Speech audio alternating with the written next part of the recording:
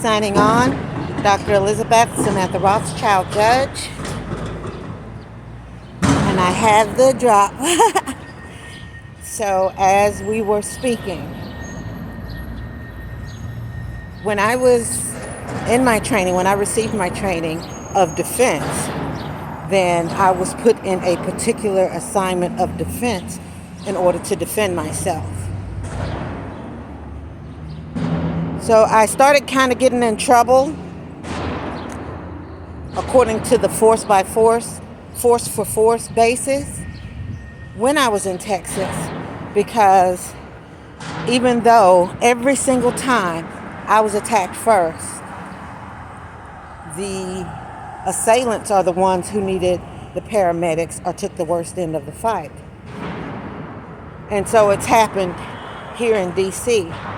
And in my empirical expertise, I feel that I do not need to be debriefed from my training, because all of this has been conditional, a matter of people being able to gain access to me. And pretty soon I'll be in my home and we'll have the protective services, and the types of persons who have been assailants will no longer have access to me. See, anyone can go out in the public to common places or to the homeless shelters. So with moving in, then there's no longer access to me.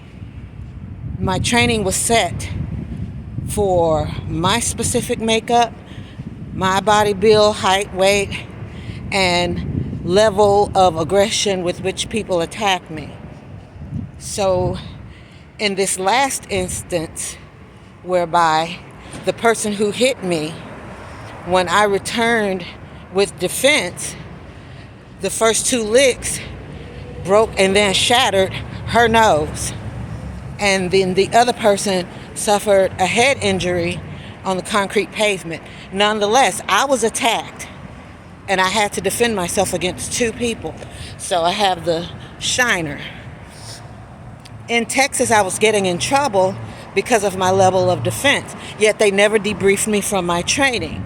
And here I am, and we're wondering if I needed to be debriefed from my training, because every time there's been a fight, then I use my defensive training in order to guard myself. I am my first line of defense.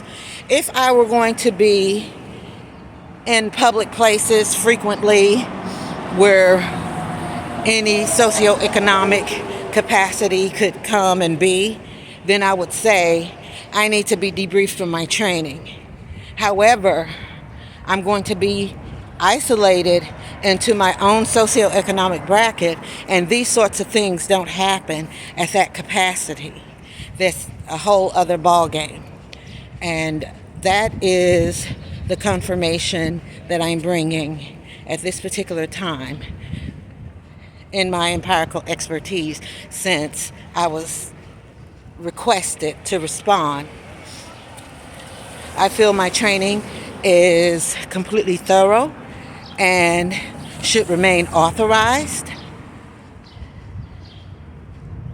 because of the environmental and climate changes that I am currently adjusting to, whereby I will be in my own space and my own facility and with my own controls of who can be there. So I would never bring in anyone who was a security threat.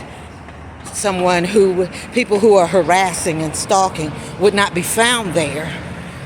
Whereas being in the public and at the homeless shelters where I'm currently staying until I move into my place, anybody can come there, anybody can be around.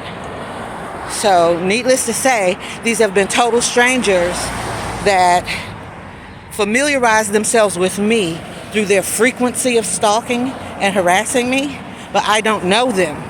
They're not personal friends of mine, and they were never associates. So there you have it. My defensive training is not too strong. It does the job for me, and to get a shiner or a black eye from fighting just two people. That was taken from security measures whereby the staff members came off of the property in order to assist. And I felt a staff member's hand on me, which made me feel, don't move, because I don't want to be so defensive that I cause someone else, an innocent bystander, injury. And then one of the assailants took a lucky lick, took a cheap shot at me and hit me while I was willfully detained in a stabilized position. And there you have it. Thank you.